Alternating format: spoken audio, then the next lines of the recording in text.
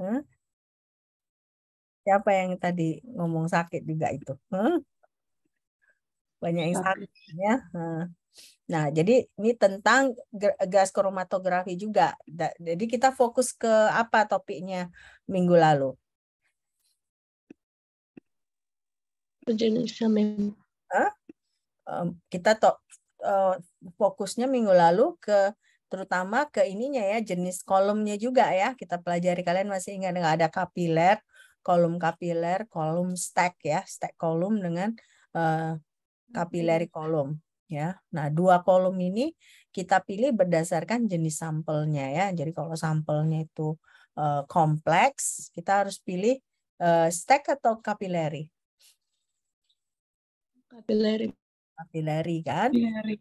Sementara kalau jumlah sampelnya besar, nah kita pilih stack kolom ya. Nah, jadi kita karena kapilari itu dia kan berarti dia kecil diameternya ya. Nah, dia biasanya pun panjang gitu ya. Dia bahkan sampai ada yang sampai 100 meter ya. Nah, nah itu yang kita pelajari minggu lalu. Oke.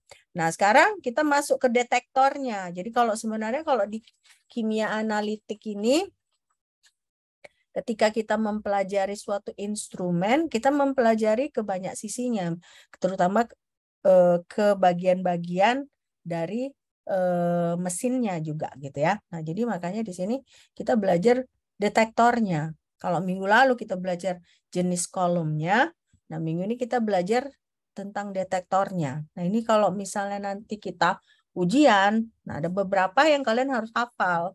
Saya juga dulu waktu sekolah seperti itu. Jadi menghafal, memang harus dihafal, ya. Ya nggak bisa dihindari untuk tidak dihafal. Makanya saya bilang eh, kalian ada waktu seminggu nanti kan, setidaknya kuliah saya kalian nggak perlu ikuti. Nah, jadi di situ kalian coba belajar mulai menghafal, ya. Nggak, karena kita bakal ujian online juga ya, ujian offline. Oke, nah jadi ada beberapa eh, feature yang ideal untuk detektor dari gas kromatografi ini. Yang pertama itu harus low detection limit. Nah, kenapa dia low detection limit? Bagaimana low detection limit ini maksudnya? Ada yang bisa kasih input ke saya? Pembatasannya, Mem. Batasan dari apa ini? Low detection limit. Batas limit deteksinya rendah. Dari detektor itu sendiri, Mem. Batas limit deteksinya rendah. Berarti kalau batas limit deteksinya rendah, ke arah mana ini bakal diarahkan? Maksudnya sampelnya bagaimana kalau low detection limit? Nyari kalau detection limitnya rendah. Jumlah sampelnya bagaimana?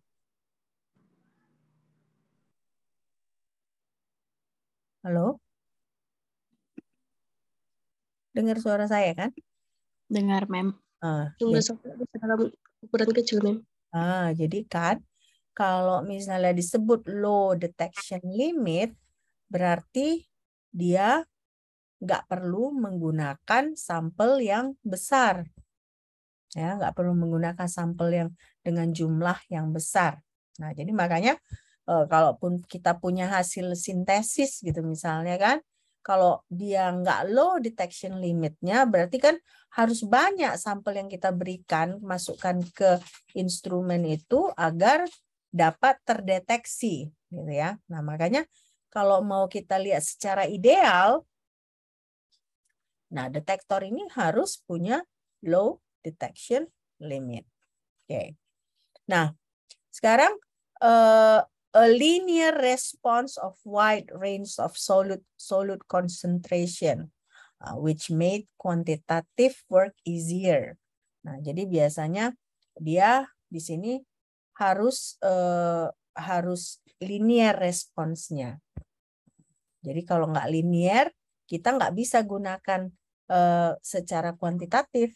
Nah, kalau linear dia, berarti kan kalau linear dia, nah, berubah konsentrasinya, berubah dia yang dideteksi. Nah, otomatis kan kita bisa menentukan jumlah dari sampel kita dengan memakai GC, ya. Nah, baru yang ketiga itu sensitivity for all solutes or selectivity for a specific class of solute. Nah, berarti dia harus sensitif. Dan tidak hanya sensitif, selektif juga.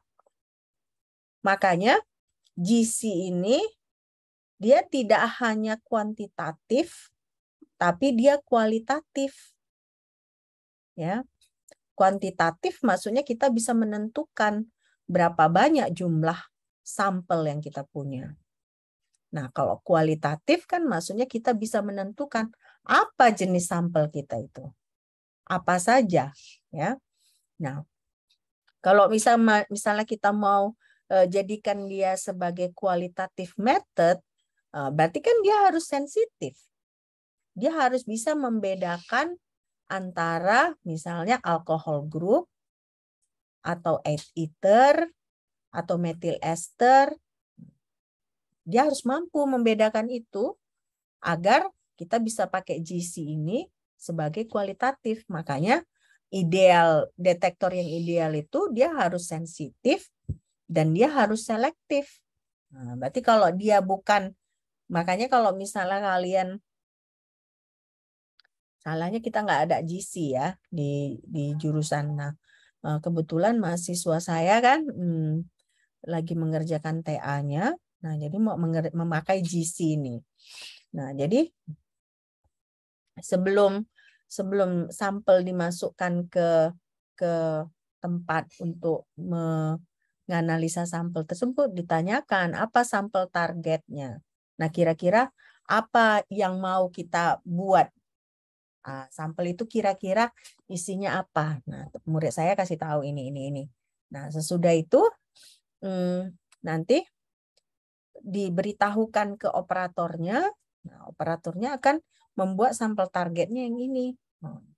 Jadi nanti bisa diketahui apakah ada si sampel target kita itu, ya. Nah, baru ini an insensitivity to a change in flow rate or temperature.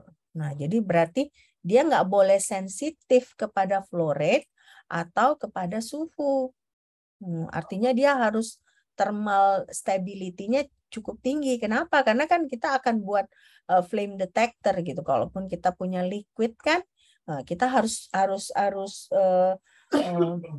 ubah si liquid ini menjadi gas. Otomatis akan ada perubahan suhu. Nah, jadi detektor itu nggak boleh sensitif sama perubahan suhu. Kalau dia sensitif pada perubahan suhu, otomatis ya dia rusak, ya nggak akan cocok dipakai untuk gas kromatografi. Nah, atau flow rate. Kenapa? Karena akan ada pompa yang memompa mobile phase ke dalam sistem GC. Nah, jadi kalau dia sensitif pada pergerakan, ya otomatis nggak bisa dipakai. Ya, kan ada beberapa material itu yang dia fragile gitu, yang kalau misalnya ada pergerakan dia bisa putus atau apa, atau misalnya kalau temperatur tinggi dia akan putus. Nah, itu nggak bisa detektor seperti itu, ya. Nah, jadi inilah desirable feature dari detektor untuk gas kromatografi, ya. Nah, sekarang jenis pertama itu adalah thermal conductivity detector. Ya, thermal conductivity detector. Nah, thermal conductivity detector ini termasuk yang pertama. Ya. Nah, ini thermal conductivity ini dia prinsip dasarnya adalah berdasarkan thermal conductivity dari mobile phase. Nah, ya, berdasarkan thermal conductivity dari mobile phase. Jadi bagaimana thermal conductivity mobile phase-nya? Nah, dia prinsipnya berdasarkan itu. Nah, baru Di sini kalau kita lihat biasanya yang dipakai itu tungsten rhenium. Ya, tungsten rhenium filament.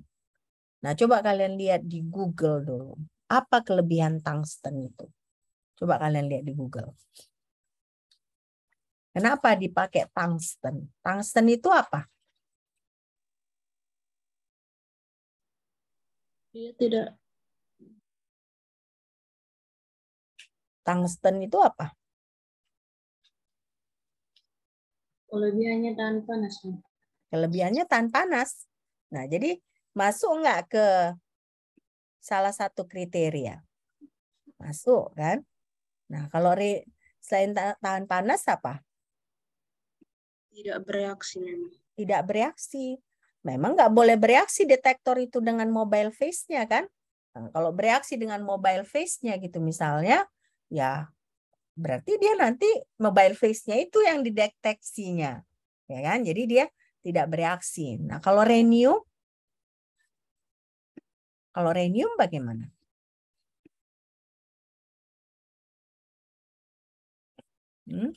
Kalau rhenium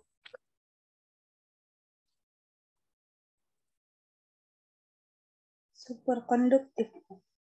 super konduktif. Makanya di sini dipakai dia harus mobile phase thermal conductivity. Nah, dia harus super konduktif di sini ya. Nah, itu yang pertama. Oke. Nah, kita lihat ini di sini skematiknya ya. Nah, kalau kalian lihat di sini kan ada gas masuk ya kan? Nah, baru ada jalannya. Nah, ini gas keluar. Nah, dia ada proses pemanasannya di sini kan? Nah, proses pemanasannya. Nah, inilah detektornya ini ya. Di sini filamen detektornya itu wire filament. Nah, di sini heated detector block. Nah, sementara ini adalah si filamennya tadi. Ya, filamen itu seperti ini. Nah, oke. Nah, ini kan kalau kalian lihat sini sampel itu masuk dari sini, ya kan? Dia bergerak sini, nah dia melewati detektor, ya kan? Nah berarti detektor ini nanti sesudah dideteksinya akan mengeluarkan kromatogram ya. Kromatogram itu nanti kan di layar ditunjukkan apa aja sih isi sampelnya. Nah sesudah itu dia keluar di sini, ya. Nah di sini. A source of carrier gas that bypass the column passes through a reference cell. Nah, jadi ada reference cell-nya juga. Kenapa? Karena kan dari situ kita bisa tahu kalau sistem pengukuran itu kan selalu ada reference-nya ya. Nah, jadi ada reference cell-nya. Nah, a solute. Nah, a solute apa artinya? Zat terlarut ya. Nah, zat terlarut. Nah, jadi ketika solute ini bergerak ya di dalam kolom, thermal conductivity dari mobile phase-nya itu dalam TCD itu berkurang. Nah, sementara temperatur dari filamennya itu meningkat. Nah, akibatnya apa? Ada peningkatan resistensi. Ya, ada peningkatan resistensi. Nah, inilah dia prosesnya ya. Bentar ya. Saya pastikan dulu.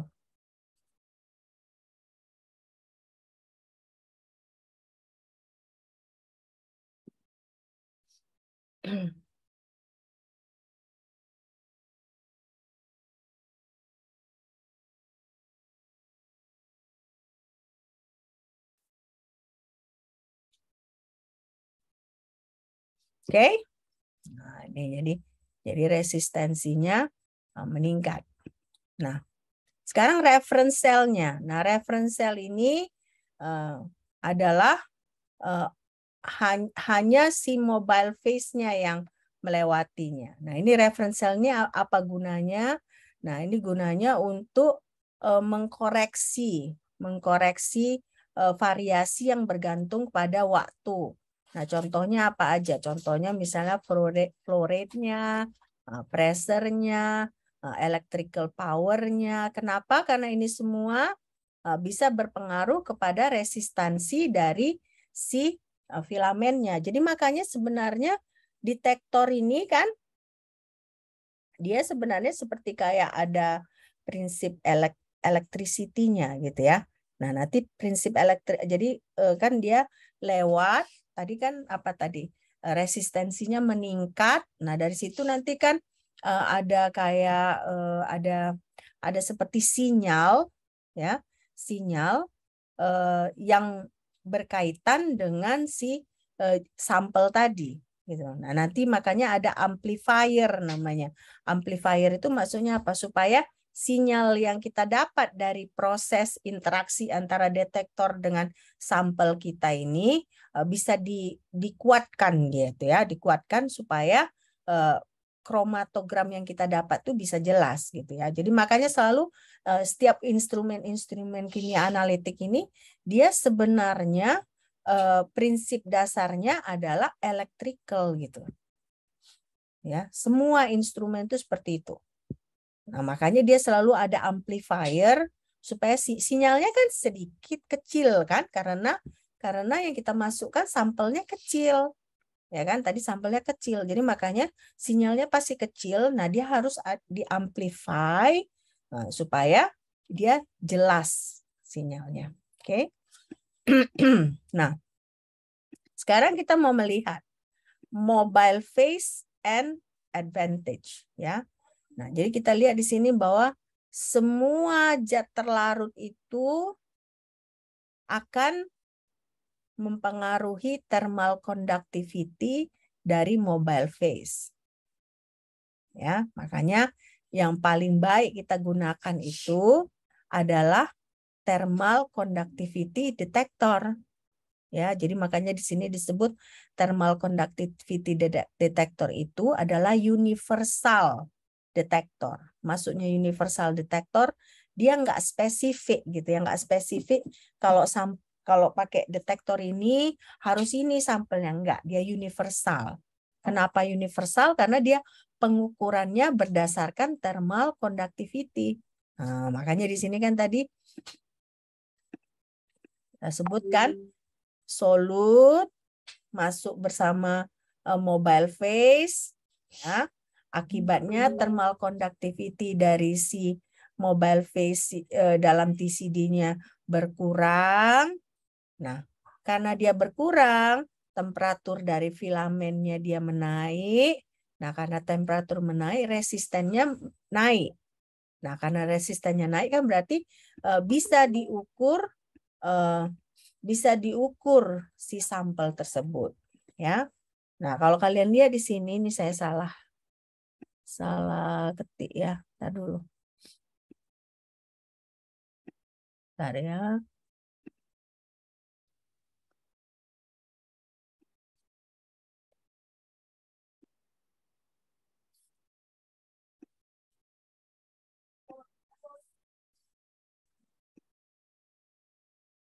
Oke.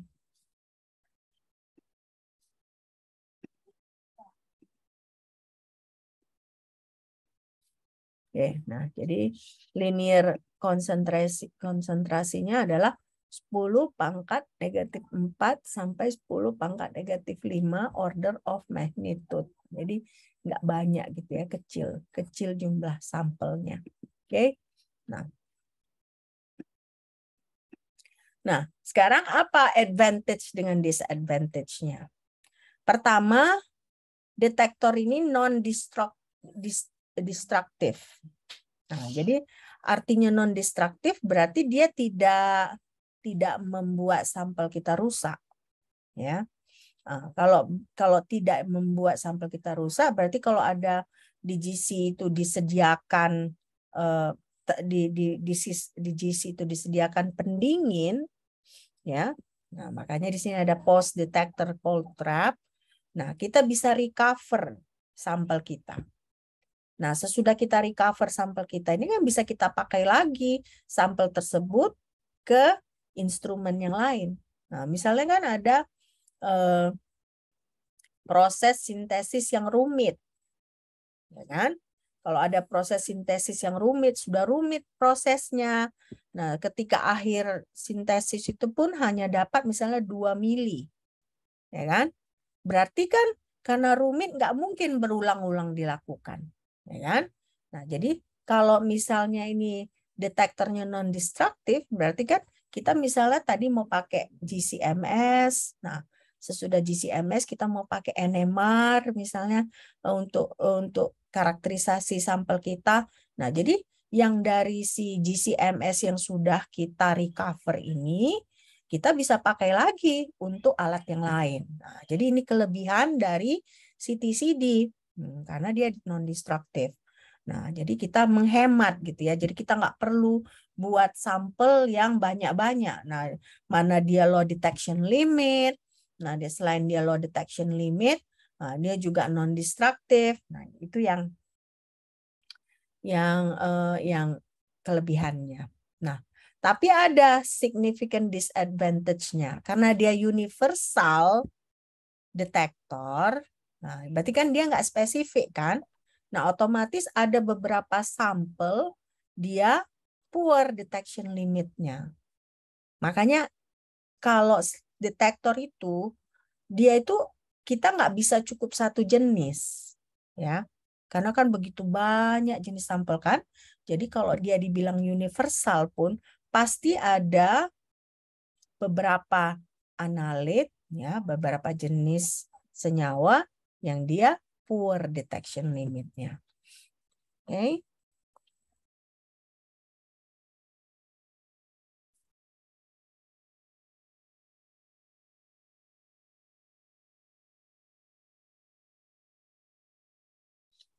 Oke. Nah, sekarang filamen and helium. Nah, jadi filamen electrical resistance ini bergantung kepada suhu, ya. Nah, kenapa? Karena tadi kan thermal conductivity kan, TCD namanya.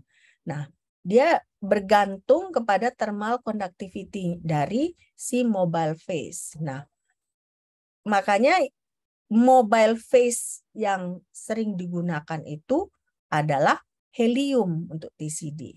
Kenapa?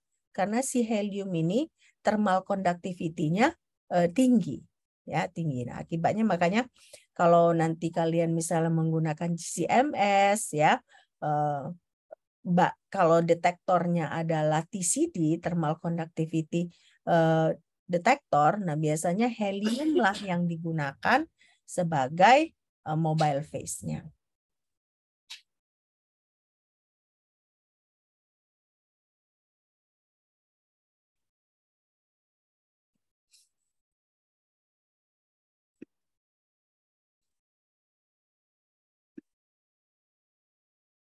Oke.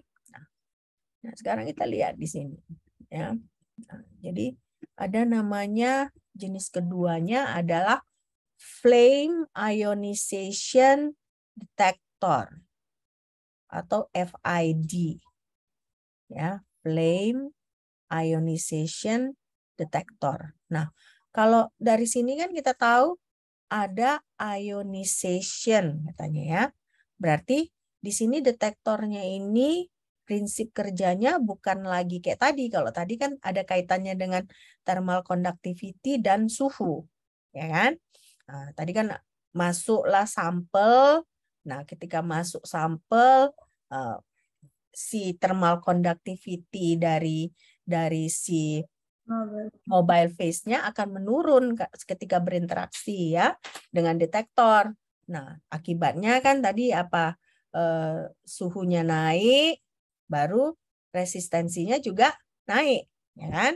Nah, di situ prinsipnya. Nah, tapi kalau ini flame ionization, kalau kalian lihat berarti ada kaitannya dengan proses ionisasi.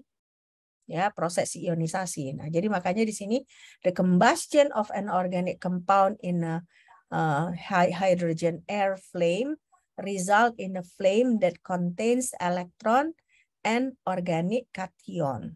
Nah, jadi beda prinsipnya lagi.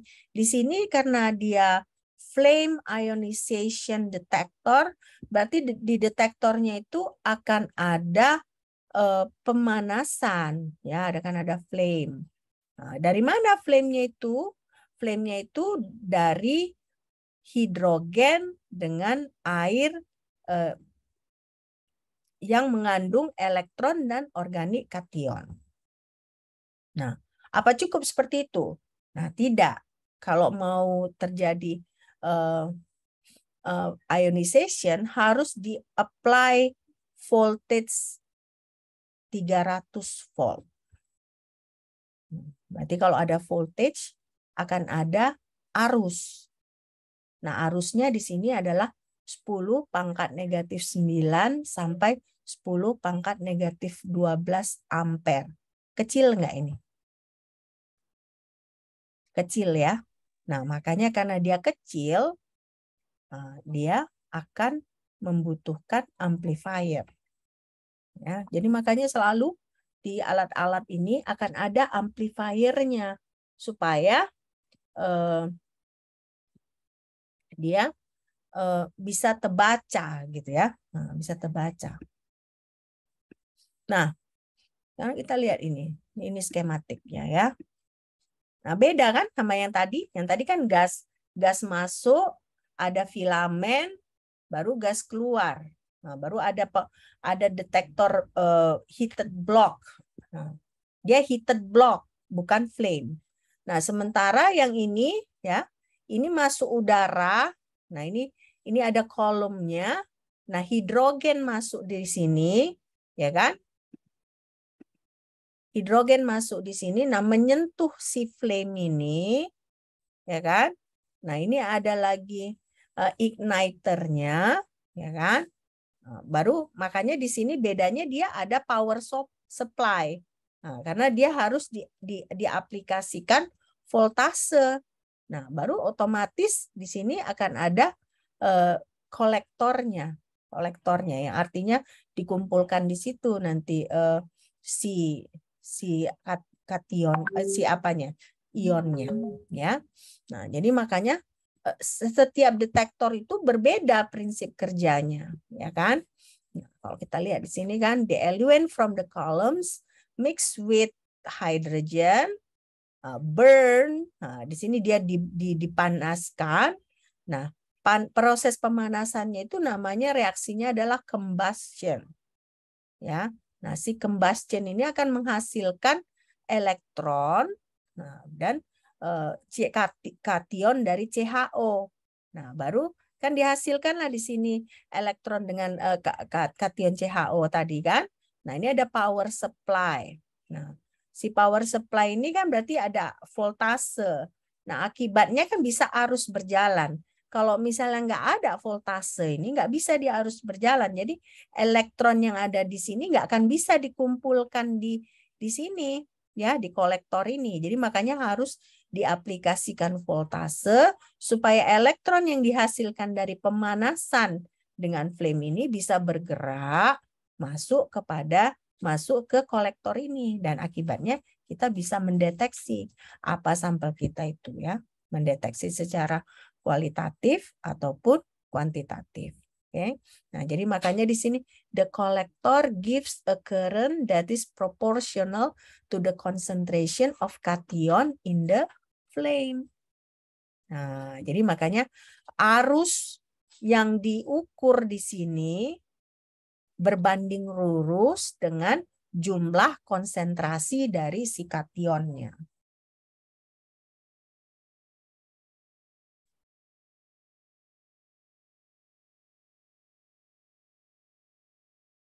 Ya.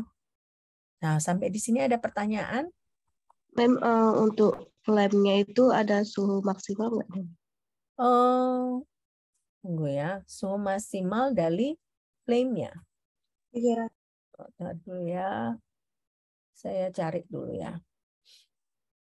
Saya juga nggak hafal. Bentar ya. Sejauh ini dia nggak bilang ya. Kalau di bahan yang saya pakai itu dia nggak bilang berapa. Ya, tapi kan kita tahu biasanya nggak boleh terlalu tinggi ya. Karena kalau misalnya terlalu tinggi, sampel kita itu bukan sampel, kan ingat, kita kalau misalnya mendeteksi pakai GC, boleh nggak pakai sampel yang titik didihnya terlalu tinggi?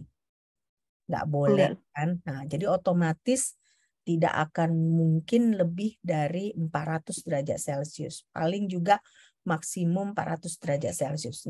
Ini perkiraan secara logika ya. Nah, karena kan persyaratan GC kita pelajarin seminggu lalu apa? Bahwa sampelnya itu harus sampel yang bisa kita ubah dari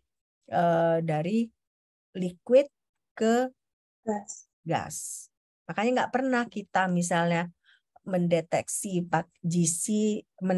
metal pakai GC. Nggak pernah itu kan, nggak pernah sejarahnya. Biasanya ini kalau GC itu pasti umumnya sampel yang dipakai itu adalah organik, ya, organik. Jadi nggak akan organik atau bioorganik, ya. Pokoknya sampel-sampel yang dia thermal sensitif, ya. Jadi dugaan saya kemungkinan flame-nya ini paling 400-an derajat Celcius paling ini. Beda dengan kalau misalnya kalian mau menganalisa metal, ya. Nah, contohnya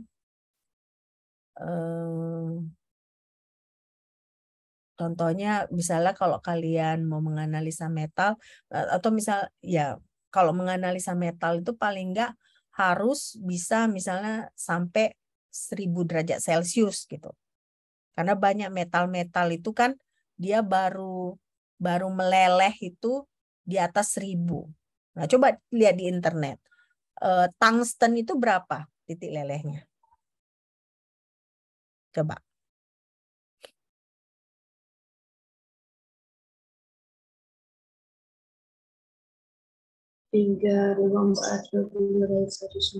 Berapa?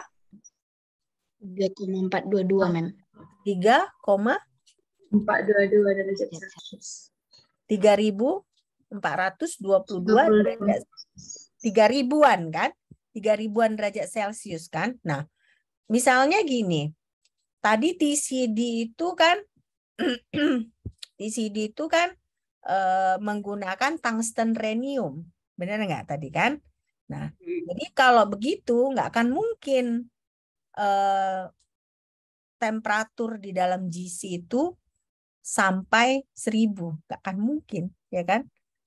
Nggak mungkin dia lebih tinggi. Kenapa? Karena otomatis semua jadi di dalam komponennya itu pun kan sensitif pada temperatur. Jadi makanya dugaan saya ini paling tinggi juga 400 derajat Celcius. Ya, oke. Tadi siapa yang nanya? Afirda, mem. Afirda. Udah jelas Afirda? Safirda, mem, jelas, mem. Oh, Safirda. Sudah jelas belum? Sudah, mem. Oke. Ya, kita lanjut ya. Nah, jadi seperti itu. Nah, bagus juga karena kan kita perlu tahu kan. Memang kalau kita mau mengerti alat harus seperti itu ya. Secara detail kita tahu bagaimana kelemahannya, bagaimana kelebihannya, apa limitnya. Nah, dulu juga saya waktu sekolah gitu, pembimbing saya selalu bilang, coba sebelum saya melakukan eksperimen, saya biasanya ada waktu diberikan untuk mempelajari alat yang akan saya pakai. Supaya apa? Supaya kita tahu di mana limitnya. Kalau kita tahu di mana limitnya, kita nggak buat kesalahan. Makanya kan dulu ketika saya sekolah, saya lah murid pertama yang nggak pernah merusak alat. Karena diajarkan sama pembimbing saya, coba ini. Nah, batasannya ada. Saya kebetulan memang orangnya kan penakut gitu, jadi nggak akan berani. Bahkan misalnya kalau dibilang limitnya 1000 Kelvin, nah saya nggak akan mau lebih dari 800 pun. Nah, paling saya kerjakan sampai 750 Kelvin. Saking saya takutnya gitu ya. Nah, makanya bagus kalau kita. Nah, nanti kan kalian pun misalnya kalian kerja kan bisa aja kalian kerja di industri gitu ya. Nah, makanya sebelum kalian kerja, coba nanti manualnya gimana, Pak. Coba kalian pelajari limit detektornya apa segala. Pelajari kelemahan alatnya. Nah, supaya kalian tahu nanti bagaimana cara kalian bekerja supaya nggak buat kesalahan yang fatal. Ya. Nah, jadi kan tadi kita pelajari kalau arusnya tadi, ya kan, 10 pangkat negatif 9 ke 10 pangkat negatif 12 ampere. Nah, makanya dia di sini dia harus pakai amplifier. Nah, begitu pakai amplifier, dikuatkan sinyalnya sehingga bisa kita pakai sebagai analytical signal. Karena tadi apa kan? Arus itu proporsional dengan jumlah konsentrasi dari kation yang dihasilkan dari pembakaran tadi, combustion tadi. Nah, jadi makanya this is the basis of popular flame ionization detector. Nah, itulah dia basisnya. Jadi makanya kalau nanti saya tanyakan ke kalian, jelaskan prinsip kerja dari TCD. Kira-kira kalian bisa jawab nggak? Bisa, Ma'am. Bisa? Bisa, Ma'am. Kalau saya tanya juga, jelaskan prinsip kerja dari flame ionization detector. Kalian bisa? Nah, jadi nanti ujiannya seperti itu saya buat modelnya, tapi tentunya ada nanti satu soal yang bersifat kreatif ya. Saya kan kalian perhatikan saya selalu begitu ya. Nah, saya suka buat soal yang nggak terlalu sulit. Nah, tapi nanti ada satu soal yang dia sulit ya. Yang UTS kemarin kan apa? Yang ekstraksi ya kemarin kan. Nah, kalian harus tentukan bagaimana gitu. Bisa nggak kalian jawabnya? Bisa, Ma'am. Jadi maksud saya biar kalian bersiap. Ini kita ujiannya ujian offline. Nah, jadi mulai dari sekarang coba kalian mantapkan konsep-konsepnya ya. Oke? Nah, sekarang kita mau lihat FID. Nah, jadi kalau kalian lihat di sini FID ini umumnya kita menganalisa karbon atom. Nah, kecuali karbonil dan karboksilit group. Nah, dia akan menghasilkan signal, analytical signal. Nah, jadi makanya si FID ini termasuk universal detector untuk organic compound. Tapi ada pengecualiannya ya, kecuali karbonil dan karboksilit group.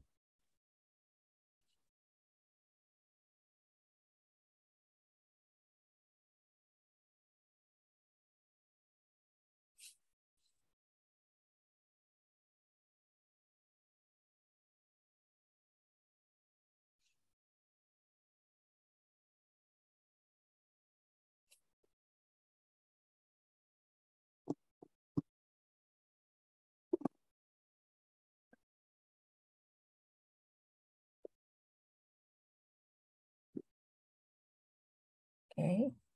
Jadi FID dia itu hampir semua karbonil, hampir semua karbon atom kecuali karbonil dengan karboksilit group. Nah, sekarang ada juga inorganic compound, ya. Tapi inorganic ini, most inorganic compound and many gases are not detected. Nah, jadi kita inorganic compound nggak bisa pakai GC. Tadi saya sudah bilang kan, makanya metal itu nggak bisa untuk GC. Ya, jadi makanya H2O, CO2, nah ini are not detected. Nah, jadi makanya biasanya cocok untuk organik ya, organik. Nah, tapi bisa juga misalnya sampelnya atmosferik. Atmosferik berarti dari udara gitu ya. Nah, kita misalnya mau mendeteksi apa ada polutan. dalam udara, ya. Kalau H2O CO2 ini nggak apa-apa, nggak terdeteksi karena memang kan itu wajar ada. Tapi misalnya kalau ada gas-gas yang dihasilkan, gas-gas organik yang dihasilkan, nah itu kita perlu bisa kita cek pakai FID.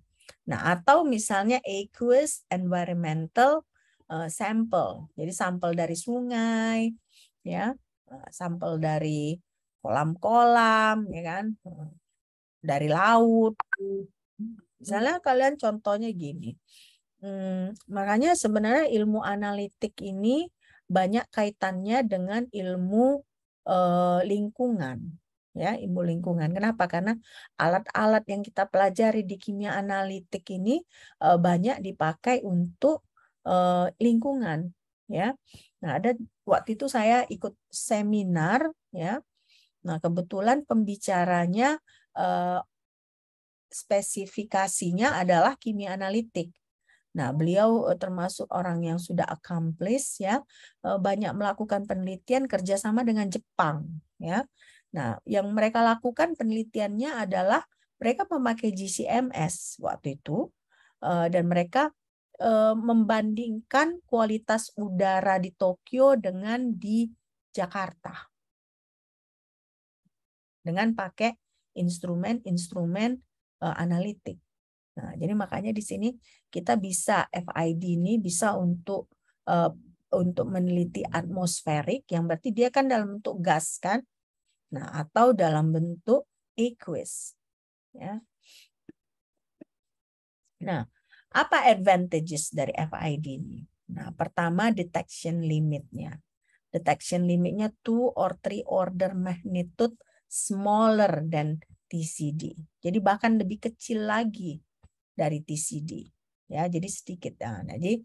Nah, linear response-nya itu 10 to the negative 6 to 10 to the negative 7 order of magnitude in the amount of analyte injected. Nah, tapi di sini sampelnya gimana? Dia destruktif, ya, karena kita memakai flame, ya, flame ionization. Dia udah terionisasi, kita nggak bisa recover lagi. Nah, jadi kelemahannya di sini berarti kalau kita punya sampel nggak akan bisa kita recover, berarti kita harus bagi-bagi kira-kira untuk analisa ini segini kita sediakan. Jadi karena ini nggak bisa kita recover. Sementara TCD tadi bisa kita recover, ya kan? Kita recover pakai cold trap, ya kan? Nah, jadi kita bisa recover. Oke. Nah, jadi makanya setiap detektor itu ada kelebihan, ada kekurangannya. Nah, kita akan memilih detektor yang kita pakai itu sesuai dengan sampel yang kita punya. Oke. Oke.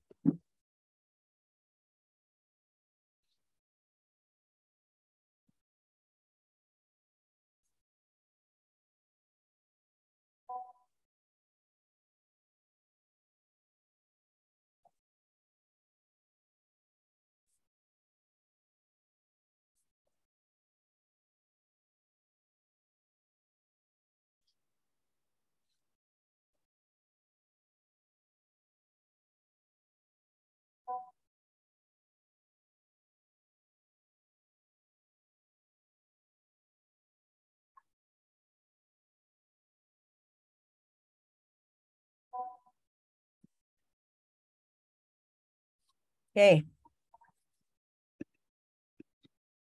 Nah, ini dia. Sekarang kita masuk ke detektor yang ketiga. Nah, detektor yang ketiga itu jenisnya kita sebut electron capture detector. Nah, berarti kalau electron capture detector, nah hampir sama dengan flame ionization detector. Karena di flame ionization detector kan juga elektron sebenarnya yang dihasilkan kan.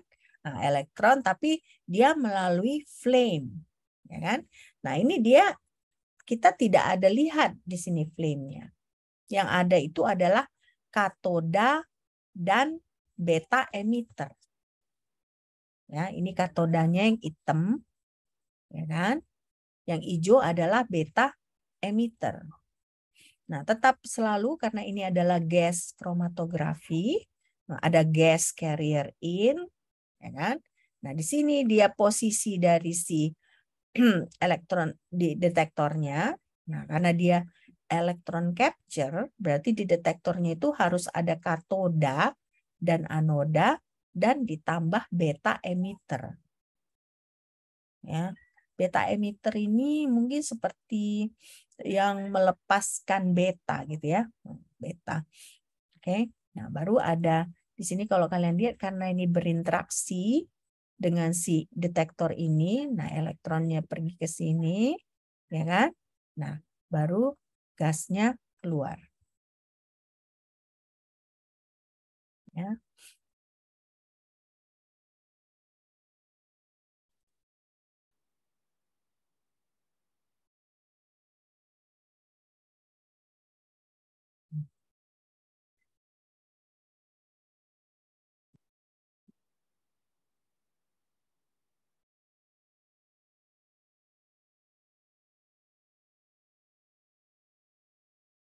Nah, beta emitter ini kalau kalian ingat, kalian kan udah belajar radiokimia bukan? Nah, belajar radiokimia di semester 2, ya kan? Nah, beta emitter kan berarti ada sedikit radioaktifnya, gitu ya. Nah, jadi makanya ini kalau electron capture detector ini, dia memakai senyawa radioaktif. Berarti si beta emitter ini adalah senyawa radioaktif. Nah, biasanya itu yang dipakai adalah tritium. Nah, tritium atau nikel 63. Ya. Tritium atau nikel 63. Oke.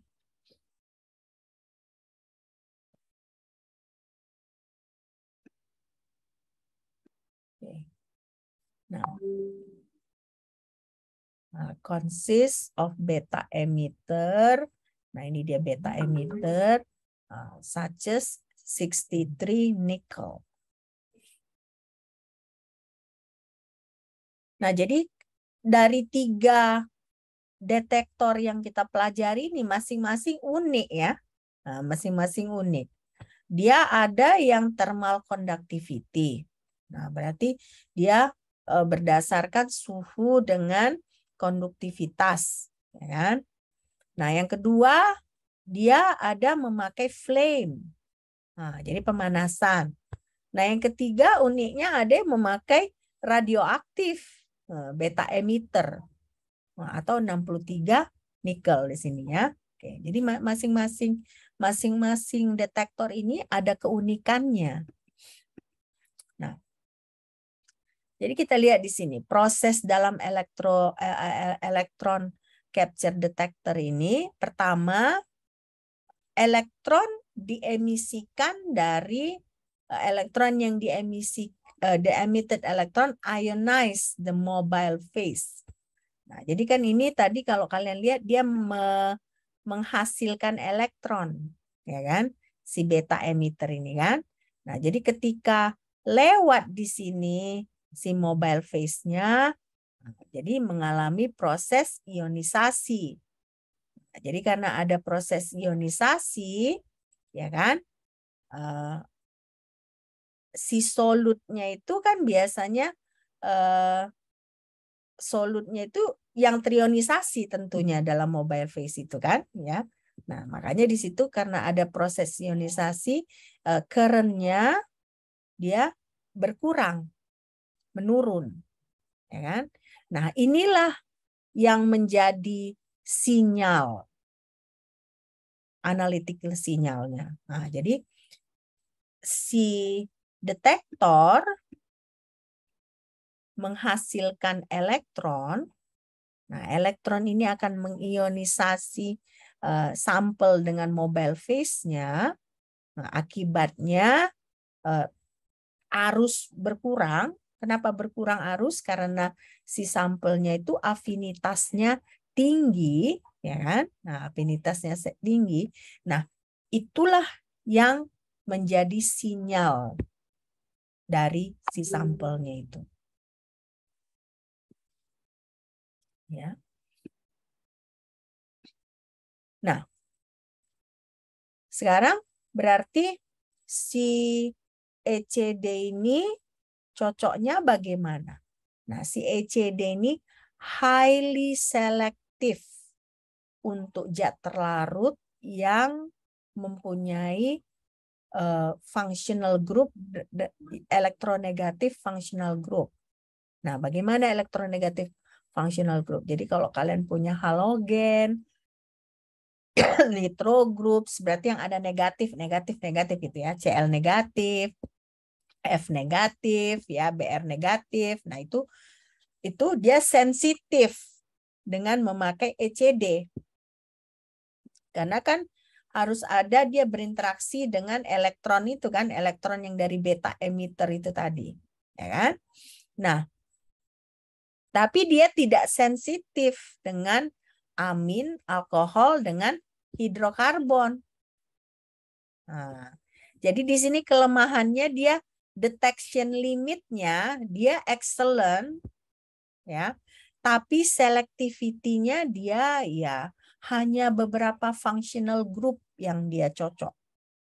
Nah, kalau misalnya disebutkan hanya halogen dengan nitro groups, dia yang highly sensitive, berarti highly selective, berarti nggak banyak jenis-jenis senyawa yang bisa dia deteksi. Ya, karena kan umumnya itu kan kalau amin, alkohol, dan hidrokarbon, berarti kan sudah banyak yang nggak bisa dipakai untuk ECD ini. Ya.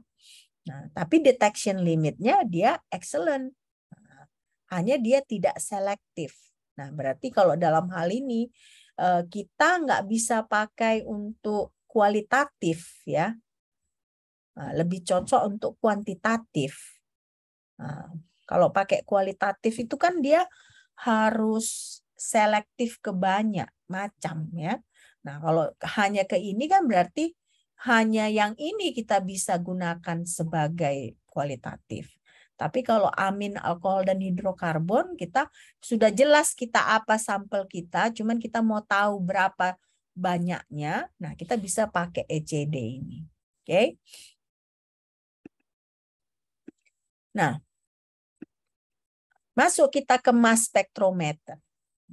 Makanya seringkali yang kita dengar itu kan GCMS, ya, gas kromatografi mass spectrometer.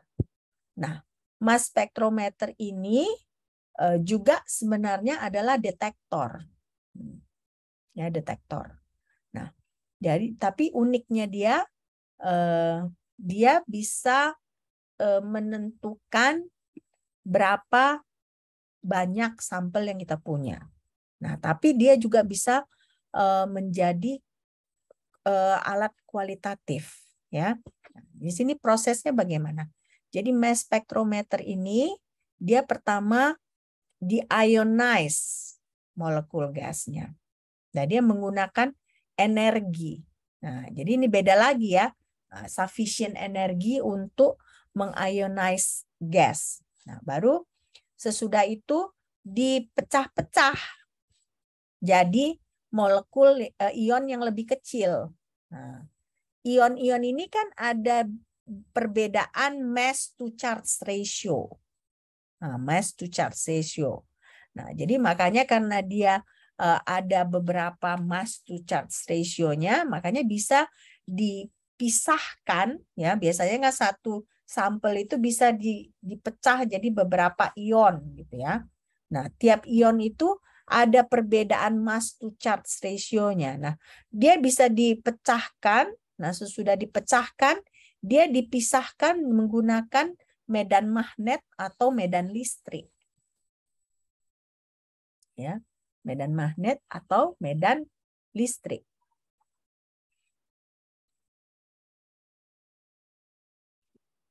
Oke. Nah,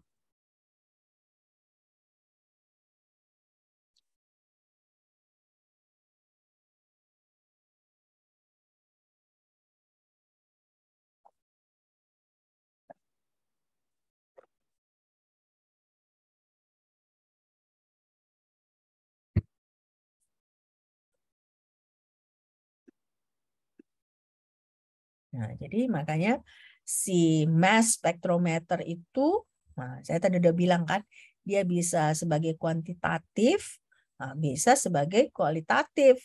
Nah, jadi dia unik ya. Di sini dia bisa both ya, bisa dua-dua karena asalkan sampel kita itu bisa diubah jadi gas, ya kan? Nah, gasnya itu bisa kita ionisasi. Nah, berarti bisa dideteksi memakai mass spectrometer. Ini contohnya, ya. Ini kita punya C7H8. Nah, molecular weight-nya itu 92.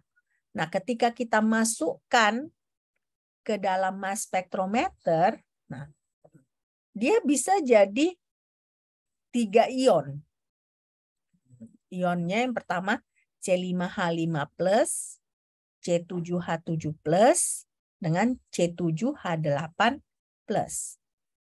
Nah, jadi inilah informasinya ya. Nah, nanti tingginya ini, nah, itulah yang menyatakan bahwa misalnya kalau dalam hal ini, ya kan, ini yang paling banyak.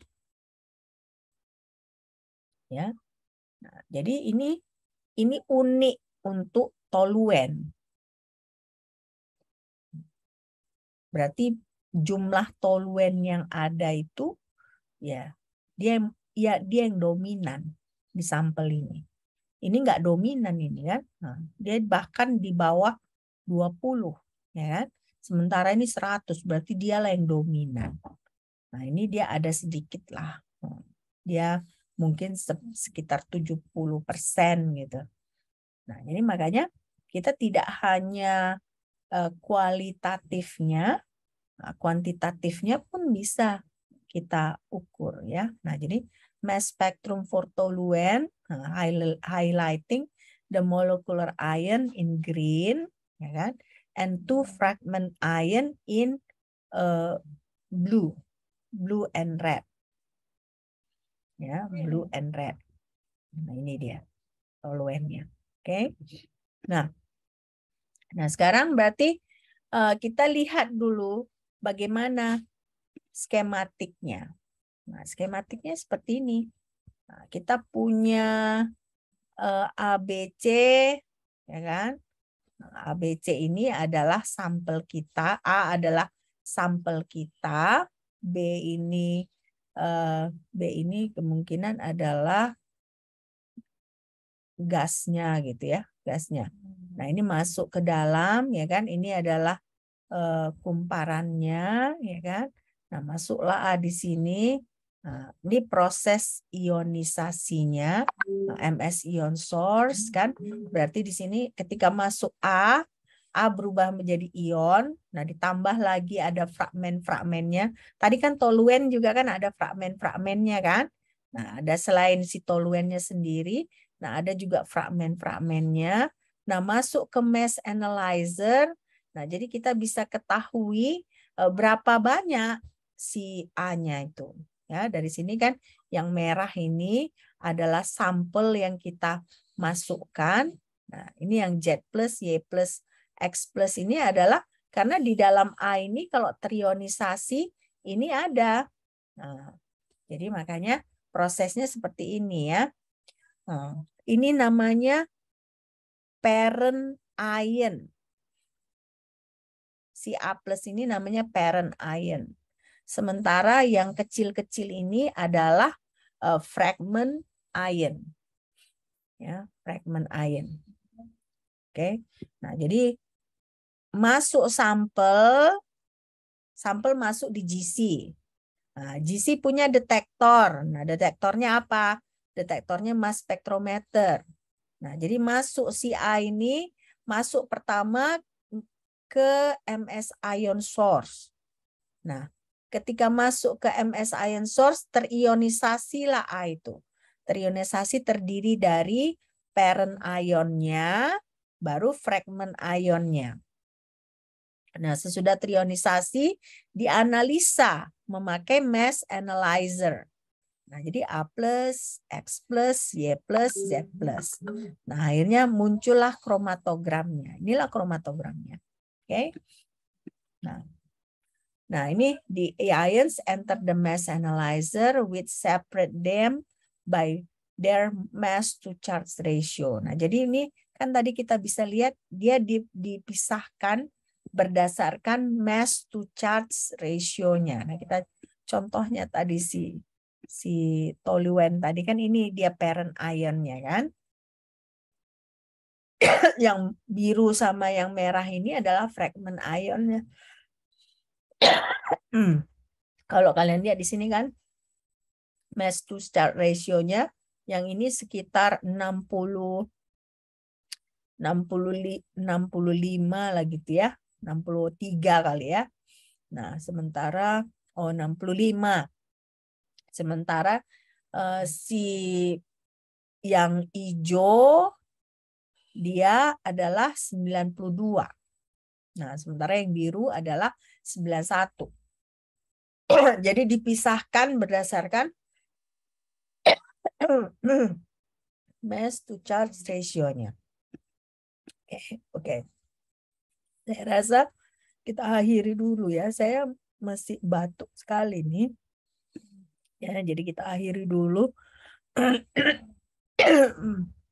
Inilah ya dosen ya. Sakit pun harus ngajar ya. Oke. Nah, ada pertanyaan sampai di sini? Sudah cukup. Nggak ada. Oke, kalau nggak ada kita akhiri dulu karena suara saya sudah habis ya. Oke, sampai jumpa minggu depan. Bye. Terima kasih, Ma'am.